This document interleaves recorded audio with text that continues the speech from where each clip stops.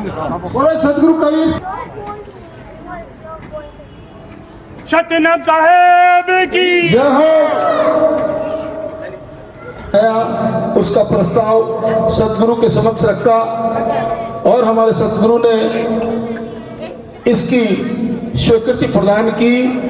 तत्पश्चात इन्होंने आमंत्रण पत्र YouTube के जरिए संपूर्ण भारतवर्ष में फैलाया और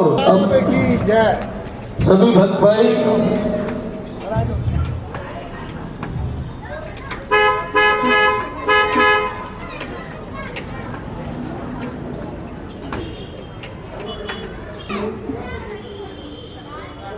साहेब ने कहेंगे।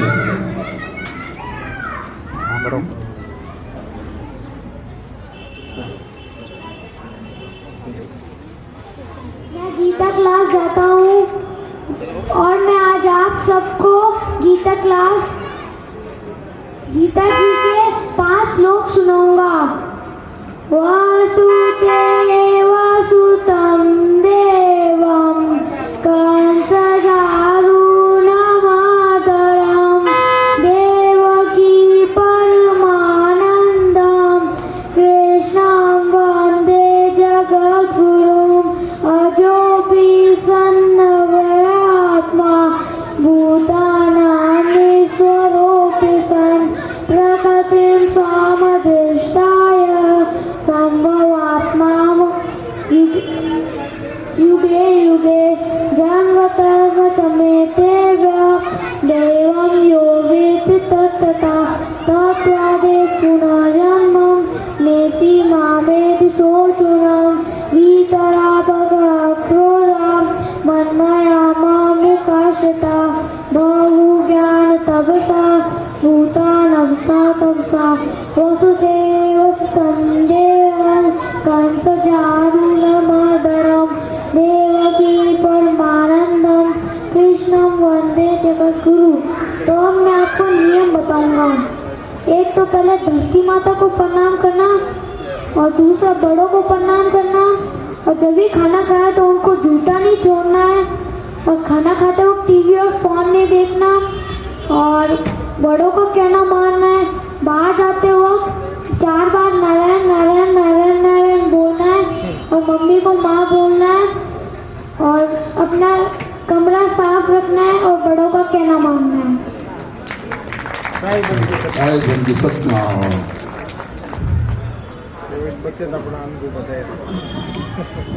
बहुत अच्छी बात है। देखो शुरुआत कर दी है इसने भगत ने। यही जो जीवन को एक आधार चाहिए होता है, एक बेस चाहिए होता है, यही बेस है। किसी भी धर्म में, किसी भी पंथ में शुरुआत यहीं से की जाती है कि कुछ नियम हो, कुछ आधार हो। धीरे धीरे धीरे करके इस पे चलते चलते आगे तब जाके अनंत कोटि जन्मों के जो संस्कार जागते हैं, तब जाके निराधार भक्ति मिलती है। शुरुआत यहीं से करनी होती है। तो आज का सत्संग यहाँ पे शुरू करेंगे। पहले जयकारा लगाएंगे साहिब के नाम पे। बोलिए सदगुरु बंदी छोड़ कबीर साहिब की जय हो। सभी संतों की जय हो। सभी भक्तों की जय हो। आज के आनंद की जय हो। साहिब बंदगी सबकी।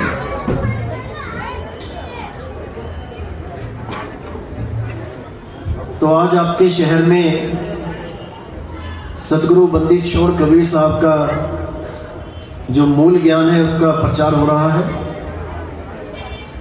बड़े दिव्य संस्कार होते हैं, बड़े जन्मों जन्मों के भाग जगते हैं, तब जाके कहीं पे ये सत्संग मिलता है जीवों को। इस सत्संग के प्राप्त होने से जीवों को एक दिशा मिलती है, एक मार्ग मिलता है, परमात्मा से मिलन का, परमात्मा को पाने का एक रास्ता मिलता है। क्योंकि जन्मों जन्मों से जीव भटक रहा है। मालिक को पाने के लिए जैसे कोई कुछ बताता है वो सब करने के लिए तैयार है। मंदिर, मस्जिद, गुरुद्वारे, चर्च, जहां पे भी जो कुछ बताया जाता है वो सब करने के लिए तैयार है। बस उसे परमात्मा मिलना चाहिए। कोई भी गुरु कुछ भी बता रहा है वो सब कर रहा है ये जीव, कोई कसर नहीं छोड़ी इसने। श्रद्धा में कोई कमी नहीं है। जिस गुरु ने बोल दिया कि मूर्ति के आगे खड़े होकर माथा टेकना है, उसको नहलाना धुलाना है, भोग लगाना है, कपड़े पहनाने हैं, माला पहनानी है, तन मन धन से लगा हुआ है, श्रद्धा में कोई कमी नहीं है। लेकिन कमी है कहां पे? कमी है मार्गदर्शन में। जो मार्गदर्शन मिल रहा है इस जीव को वो सही नहीं मिल रहा है, वो मिल रहा है जड़ वस्तु की पूजा का। जड़ की पूजा करोगे जड़ में सीमित होकर रह जाओगे, चेतन की पूजा करोगे तो चेतना में समाओगे। जब चेतना में समाओगे तो सब में समाओगे, क्योंकि वो मालिक सब में समाया हुआ है। फिर एक के होके नहीं रहोगे, फिर सब जग मेरा साइया सुनी सेज ना कोई, और बलिहारी व घट की जिस घट प्रगट हुई। वो सब में विराजमान है, इस पांच तत्व की काया को चला रहा है। वो आत्मदेव सब में विराजमान है, बस हम आत्मदेव को समझ नहीं पाते। पूजा हम आत्मदेव की ही करना चाहते हैं, लेकिन सही मार्गदर्शन ना होने के कारण हम शरीरों की पूजा में अटक जाते हैं। क्योंकि शरीर अनंत है, अनंतों शरीर है, लेकिन वो आत्मदेव एक ही है। वो सबको चलाने वाला एक ही है। जैसे पंखे हजारों करोड़ों हैं, बल्ब लाखों अरबों हैं, हीटर गीजर कूलर सब अलग अलग बहुत सारे हैं, लेकिन उनको चलाने वाला वो करंट एक ही है। उस एक करंट की वजह से सारी दुनिया के जितने भी यंत्र हैं वो सब चल रहे हैं। हमने जानना है उस एक को, जो राम जी को भी चला रहा है, जो कृष्ण जी को भी चला रहा है, जिसने नानक जी को भी चलाया, जिसने कबीर साहब की देह को भी चलाया, सबको चलाने वाला वो एक है। उस एक को जानना है। इसीलिए साहब ने पूरा समझाते हुए कहा कि जड़ चेतन का करे निबेड़ा, और कहे कबीर सो हंस है मेरा। जो जड़ और चेतन का निबेड़ा कर लेता है वही मेरा असली हंस है। निबेड़ा मतलब जो जड़ को जान लेता है और चेतन सत्ता को जान लेता है, जड़ की पूजा को त्याग देता है और चेतना की पूजा करता है, आत्मा की पूजा करता है।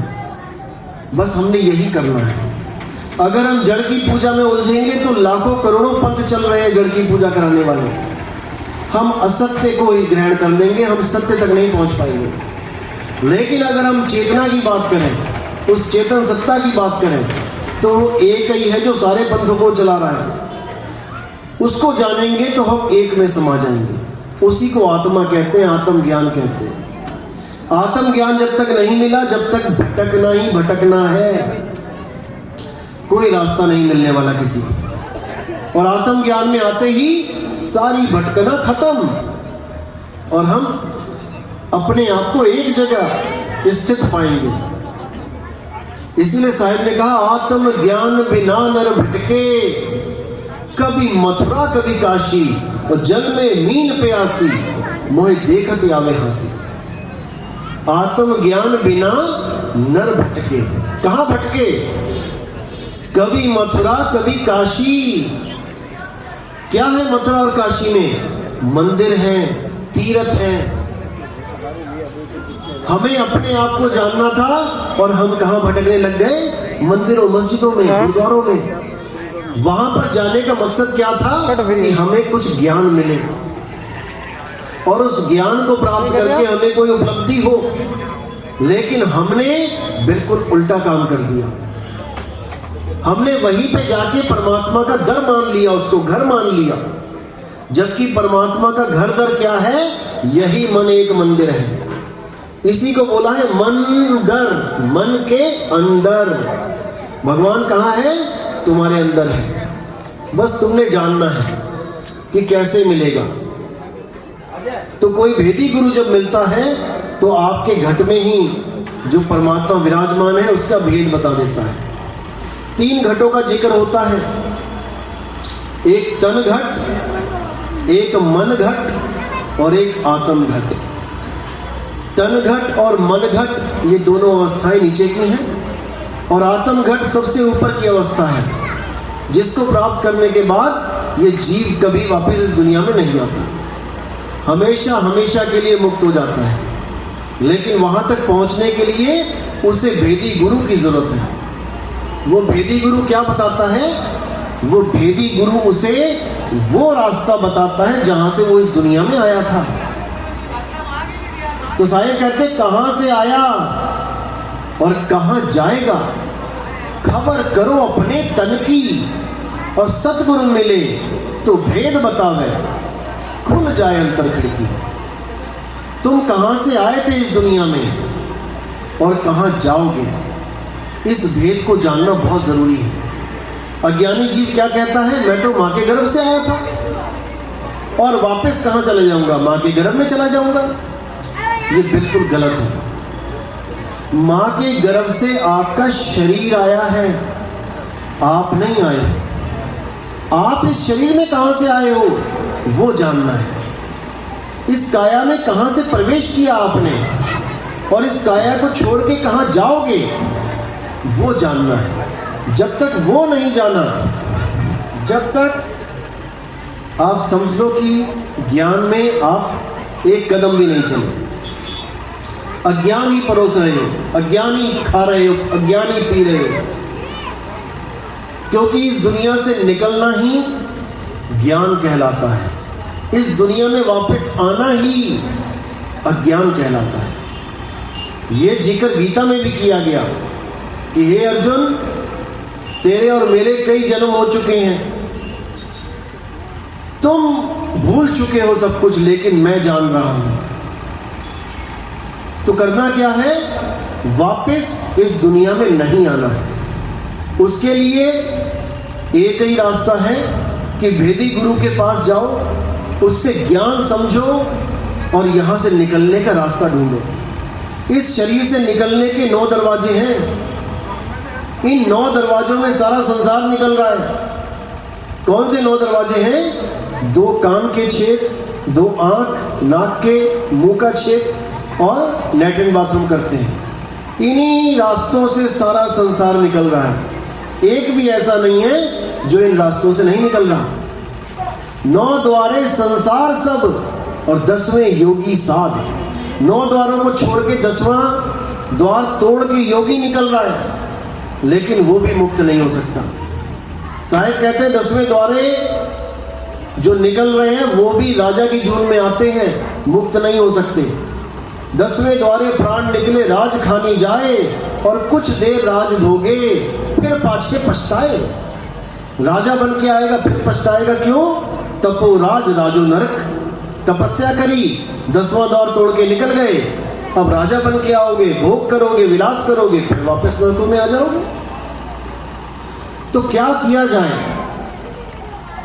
अब क्या कहते हैं? 9 द्वारे संसार सब 10वें योगी साध, एकादश खिड़की बनी। तो कोई जाने संत सुजान, वो जो 11वीं खिड़की है वो चाहिए हमें। जब वहां से हम निकलेंगे तो हमारा आना जाना सदा के लिए समाप्त हो जाएगा। वहां से निकलने का भेद केवल सतगुरु देते हैं, और हर जीव को यही समझाते हैं कि उसी द्वार से निकलना भाई, और सहज होकर निकलना है। अगर किसी और द्वार से निकल गए, 9 से निकल गए, 10 से निकल गए, तो जन्म मरण में चक्कर काटते रह जाओगे। इसलिए सबसे पहले क्या करना है? सत्य असत्य का निर्णय करो, जड़ की पूजा को त्यागो, चेतन सत्ता को जानो, जो सबको चला रहा है, सब में विराजमान है। जब इस चीज को जान जाओगे तो खुद ही जड़ पूजा का त्याग कर दोगे, क्योंकि विवेक जाग गया। बचपन में कितने गुड्डे गुड़िया खेलते थे, खिलौने खेलते थे। देखो, अगर कोई बचपन में कह देता था कि छोड़ दे गुड्डा गुड़िया खेलना, तो क्या छोड़ दिया? नहीं छूटा, लगे रहे फिर भी। लेकिन जैसी ही उम्र बड़ी हुई, अपने आप छूट गया। अब आप लोग गुड्डा गुड़िया खेलोगे तो आपको बेवकूफ कहेगा बंदा, लेकिन एक बच्चा खेलता है तो उसको कोई बेवकूफ नहीं कहता, उसको पता है कि बच्चा है, अभी खेलेगा, जब बड़ा हो जाएगा खुद छोड़ देगा। इसी प्रकार जो जड़ पूजा है उसको गुड्डे गुड़ियों का खेल बोला गया है। वो कब तक खेलोगे? सारी उम्र बुढ़ापे तक खेलते रहोगे? वो तो एक शुरुआत थी तुम्हारी कि किसी भगवान को, किसी पीर को अपना इष्ट बनाओ और रास्ते पे चलना शुरू करो। धीरे धीरे धीरे धीरे रास्ते पे चलते चलते चलते तुम्हारा विवेक जागना शुरू कर जाता, तुम्हारी बुद्धि विकसित हो जाती और धीरे धीरे तुम खुद ही अपना रास्ता चुन लेते, आगे बढ़ जाते। लेकिन मार्गदर्शन की कमी के कारण हम सब बुढ़ापे तक वही ABCD पढ़ते रह जाते हैं, आगे बढ़ने का नाम नहीं ले रहे। आगे बढ़ने का नाम का मतलब, इसका क्या मतलब है कि शरीरों से उठो और आत्मज्ञान में प्रवेश करो, जिसके लिए अर्जुन को भी कृष्ण जी ने समझाया 3 अध्याय 17वें श्लोक में कि हे अर्जुन, वेदों में पुराणों में बहुत सी पूजाएं, बहुत सी अर्चनाएं, बहुत से यज्ञों का जिक्र किया गया है, कैसे पूजा करनी है, कैसे देवताओं को खुश करना है, कैसे सारे कार्य करने हैं, धार्मिक कार्य। लेकिन जो लोग आत्मा में संतुष्ट हो जाते हैं, जो लोग आत्मा में रमण करते हैं, जो आत्म ज्ञान में प्रवेश कर जाते हैं, हे अर्जुन, उनके लिए कोई भी धार्मिक कर्तव्य लागू ही नहीं रहता। अब कोई कर्तव्य नहीं है आपका, अब केवल एक ही लक्ष्य है कि मैंने आत्मज्ञान को प्राप्त करना है, मैंने अपनी खोज करनी है कि मैं हूं कौन। मैं ये काया नहीं हूं, मैं शरीर नहीं हूं, तो मैं हूं क्या। जब तक ये नहीं समझ में आया कि मैं हूं क्या, जब तक ये खोज पूरी नहीं होगी, ऐसे ही भटकना पड़ेगा। अंत समय में शरीर छूटेगा, सारा ध्यान शरीर की तरफ होगा, हाय मैं मर रहा हूं, जबकि ऐसा नहीं है। शरीर खत्म हो रहा होता है, आप खत्म नहीं हो सकते। बस आपने ये सोची रखनी है कि मैं शरीर नहीं हूं, मैं शरीर से भिन्न आत्मदेव हूं। अपनी जागृति में शरीर को छोड़ना है, और जब आप जागते हो शरीर को छोड़ते हो, फिर आपको जन्म मरण का रोग नहीं लगता। बेहोशी में शरीर छोड़ोगे तब आपको वापस आना ही पड़ेगा। तो कबीर साहब ने यही बोला, मैं कहता हूं जागत रहियो और तू जाता है सोई रे, तेरा मेरा मनवा कैसे एक हुई रे। जागते हुए का मतलब है बोध में रहना, सदा बोध में रहना कि आप क्या हो, आपकी असलियत क्या है। आप बोध में रहोगे तभी ये शरीर को त्याग पाओगे, नहीं तो वापस इसी जन्म मरण में आना पड़ेगा। क्यों? क्योंकि आप अपने आप को शरीर मान बैठे हैं, और हम अपने आप को शरीर मान बैठे हैं, इसलिए हम अपना भगवान भी अपने जैसे ही ढूंढते हैं कि मैं शरीर हूं तो मेरा भगवान भी शरीर ही होगा। लेकिन जब भेदी गुरु मिलते हैं तो आपको वो भेद बताते हैं कि तू शरीर नहीं है। जब तुम शरीर नहीं हो, तुम्हारा भगवान, तुम्हारा परमात्मा शरीर कैसे हो सकता है? नहीं हो सकता। तुम जीवात्मा हो और तुम्हारा परमात्मा वो शब्द गुरु है। बस उस शब्द गुरु का भेद तुम्हें मिले और आगे का रास्ता तुम कवर कर सको। तो इसीलिए शब्द गुरु की महिमा हो रही है। हर सत्संग में आपको शब्द के ऊपर बताया जा रहा है, उस शब्द गुरु को जान लो। देही गुरु लाखों करोड़ों अरबों है संसार में, लेकिन शब्द गुरु वो एक ही है, वो सबका गुरु है, वो गुरुओं का भी गुरु है, और वो देह के बंधनों में नहीं आता। वो अपनी बोल बोलता है, लेकिन वो देह के बंधनों में नहीं आता। इसीलिए गरीबदास जी ने कहा कि साहिब गरीब पुरुष कबीर ने देह धरा नहीं कोई, शब्द स्वरूपी रूप है घट घट बोले सो। वो सब घटों में बोल रहा है। ज्ञानी पुरुष उसको समझ रहा है, जान रहा है कि ये कौन है बोलता राम। अज्ञानी पुरुष उसको नहीं समझ पाता। बस फर्क इतना है, इसलिए मतभेद हो जाते हैं। जबकि हम सब में बोलता राम एक ही है, उस एक को ही जानना है। और वो बोलता राम 3 गुणों से ऊपर है। तीन गुणों में क्या अर्थ होता है? रजोगुण, सतोगुण, तमोगुण। और इन तीनों गुणों में ही सारा संसार है, बंधा हुआ है। गीता में साफ बोला गया कि हे अर्जुन, जो भी देवी देवताओं की पूजा करते हैं, जो भी मंदिरों में जाते हैं, जो भी इस जड़ संसार की पूजा करते हैं, तीर्थ व्रत कुछ भी करते हैं, वो तीन गुणों के अंतर्गत ही आते हैं। लेकिन माया उनका विवेक हर लेती है। अब करना क्या है? तीन गुणों से ऊपर उठना है। तो तीन गुणों से ऊपर उठने के लिए आपको पता होना चाहिए कि तीन गुणों से ऊपर है क्या। तो गीता में भी यही बताया गया, हे अर्जुन, अगर तीन गुणों से ऊपर उठना चाहते हो तो केवल आत्म देव की खोज करो। क्योंकि आत्म देव, इसको कोई शस्त्र काट नहीं सकता, इसको अग्नि जला नहीं सकती, इसको वायु सुखा नहीं सकती और पानी इसको भिगो नहीं सकता। इसी आत्मदेव को जानो और इसी में रमण करो, इसमें स्थित हो जाओ। इसी को बोला गया है स्थित प्रज्ञ। जो अपने आत्मदेव में स्थित हो जाता है उसको किसी और का आसरा नहीं चाहिए। अध्याय 3 18वां श्लोक, हे अर्जुन, जो भी अपने आत्म स्वरूप को जान लेते हैं, जो अपनी आत्मा में स्थित हो जाते हैं, वो किसी अन्य जीव पे आधारित नहीं रह जाते। अब उन्हें कोई नहीं चाहिए, अब वो अपने आप में संतुष्ट हो जाते हैं। यही तीन गुणों से ऊपर है। इसी आत्मदेव की महिमा सब संतों ने गाई है। कबीर साहब कहते हैं, तीन गुणों की भक्ति में भूल पड़ा संसार, वो कहे कबीर निज नाम बिन कैसे होगे पार। निज नाम यानी अपना आत्म स्वरूप। उस आत्म स्वरूप की महिमा है। आत्म चीने परमात्म चीने, संत कहावै सोए, और यह भेद काया से बाहर बूझे बिरला कोई। जीवात्मा काया के अंदर है और असली स्वरूप, निज स्वरूप परमात्मा वो काया से बाहर है। काया यानी 5 तत्वों का पिंजड़ा।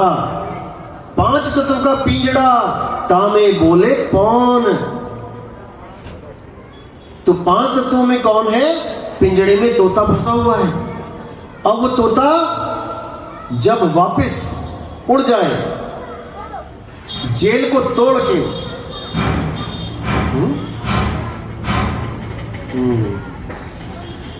तो 5 तत्वों से परे वो आत्म स्वरूप है।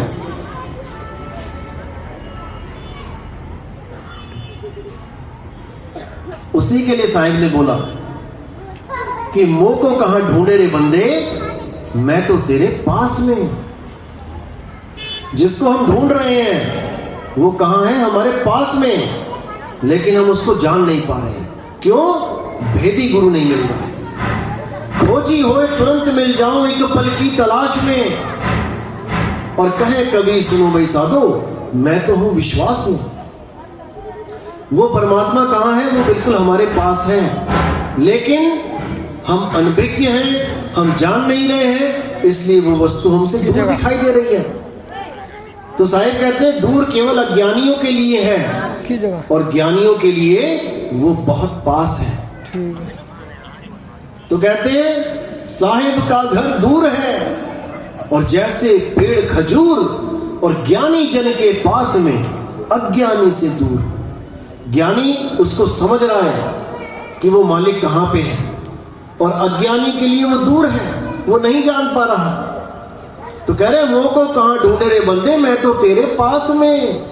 ना मैं जप में, ना मैं तप में, ना एकांत निवास में। ना तो मैं किसी जप से मिलने वाला हूं।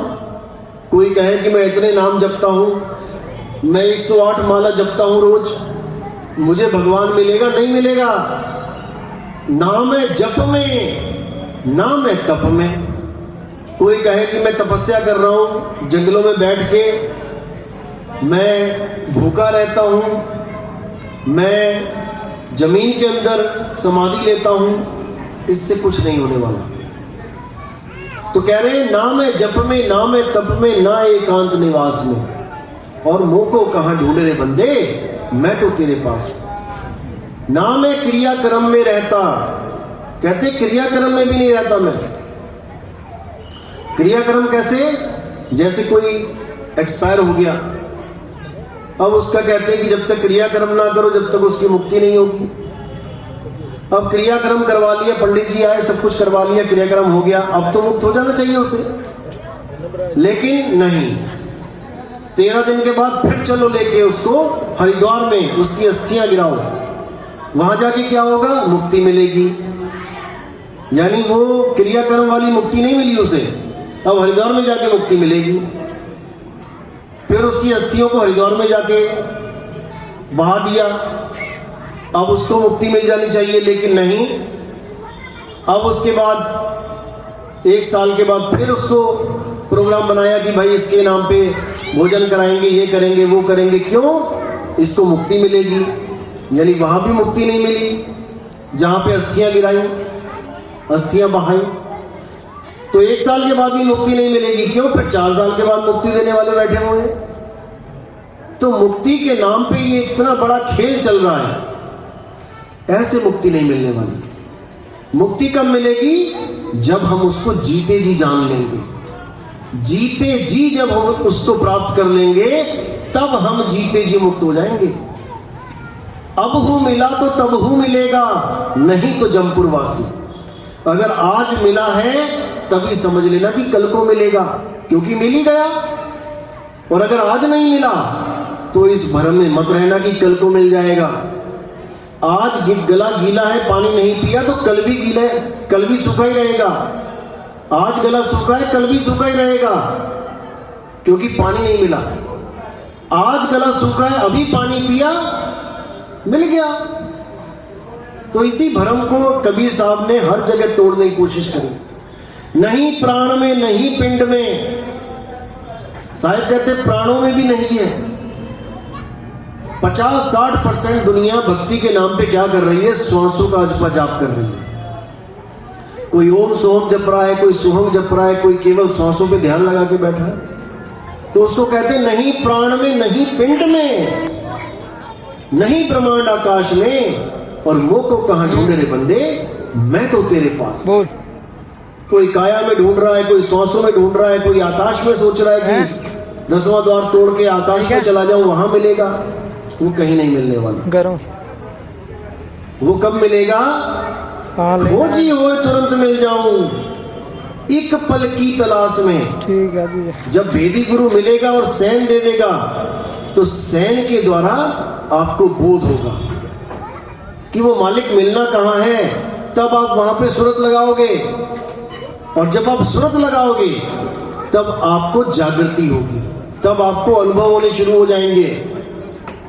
धीरे धीरे धीरे अनुभव बढ़ेगा, परमात्मा की खींच लगेगी। जब वो खींचना शुरू करेगा तब क्या होगा कि माला फेरू ना हरि भजूं, और मुख से कहूं ना राम, मेरा हरि मुझे भजे, मैं पाऊं विश्राम। जब वो परमात्मा खींचना शुरू करेगा तब आपने कुछ नहीं करना है, अब वो करेगा जो करेगा, मैं पाऊं विश्राम। अब हमने कुछ नहीं करना, अब हम उसकी खींच में स्थित हो जाना है। इसी को बोला तोड़ी ना टूटे, छोड़ी ना छूटे, ऐसी माधो खींच तनी, मऊ लालन सो प्रीत बनी। प्रीत तभी बनेगी जब वो तुम्हें खींचेगा। कैसे खींचेगा, उस प्रेम की डोरी से। 7 दीप 9 खंड में सतगुरु फेंकी डोर, और वापे हंसा ना चढ़े तो क्या सतगुरु का दोष। हमारा ध्यान सारे संसार में अटका हुआ है, केवल इस ध्यान को आपने सारे संसार से हटा के सही जगह लगा लेना है। इसी को भक्ति कहते हैं। सूरत फंसी संसार में, तासे पड़ गई दूर, और सूरत बांध स्थिर करो, 8 पहर रुजू। अपने ध्यान को एकाग्र करो।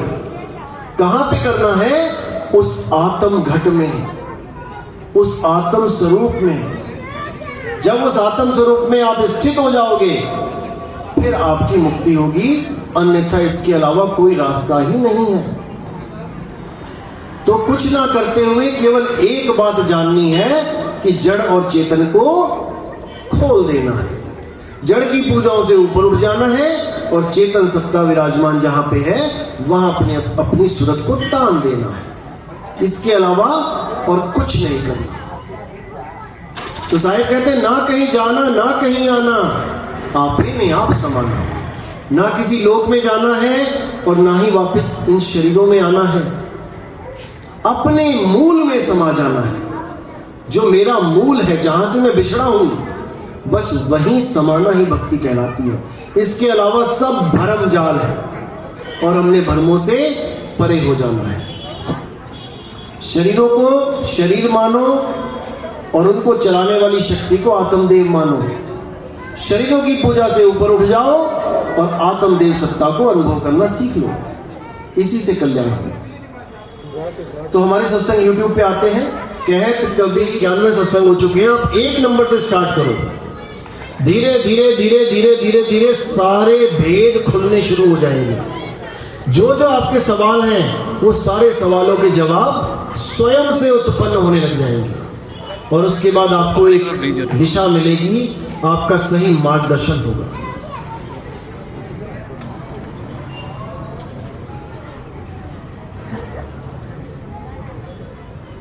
तो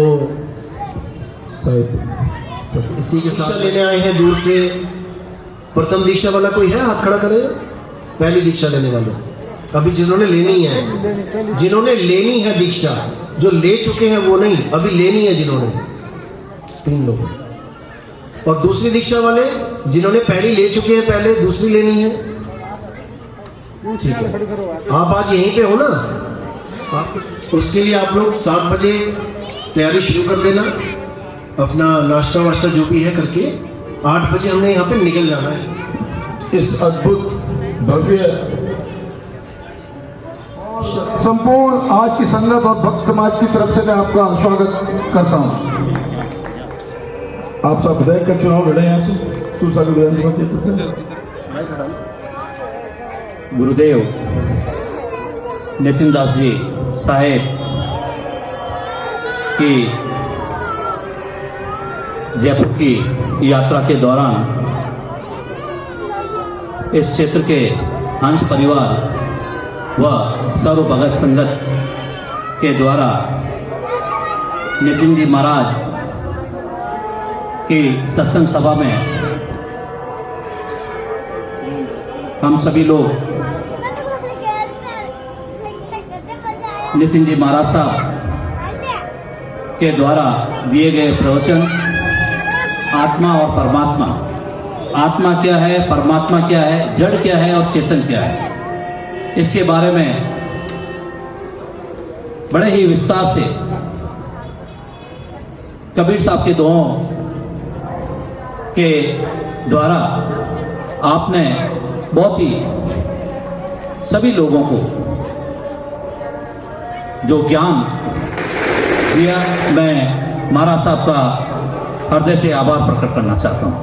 और महाराज साहब का मेरे सूरसागर विधानसभा क्षेत्र में पधारने का भी हम सभी सूरसागर के निवासी और इस क्षेत्र के क्षेत्रीय पार्षदों के द्वारा आपका हम सम्मान करने यहाँ पधारे हैं। और मैं हंस परिवार किरण जी और राधे श्याम जी का भी तहे दिल से आभार प्रकट करना चाहता हूँ, जिन्होंने आपके दर्शन हमें भी कराए और साथ ही साथ आपके सत्संग के माध्यम से जो हमने ज्ञान अर्जित किया है उसको हम कैसे हमारे डेली लाइफ में किस तरीके से अपने जीवन में उसको उतारें और अपने कार्यों में लोगों के द्वारा हम आगे आने वाली जनता को और जनता के बीच में रहकर उन पर हम अमल करें। इसके लिए हम सब आपके तहे दिल से शुक्रगुजार हैं। मुझे यहाँ बुलाया, मान सम्मान दिया, उसके लिए भी मैं तहे दिल से हंस परिवार का तहे दिल से शुक्रिया अदा करता हूँ। धन्यवाद। जय हिंद, जय भारत। कि साहिब की पधारने की खुशी में संगत की तरफ से एक प्रसादी धन्यवाद में मिलता रहे।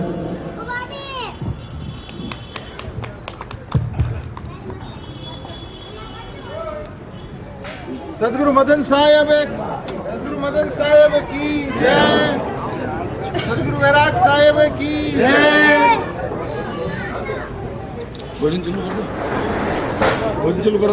सदगुरु कबीर साहेब की जय, सदगुरु कबीर साहेब की जय, सदगुरु मदनपति साहेब की जय, आज के आनंद की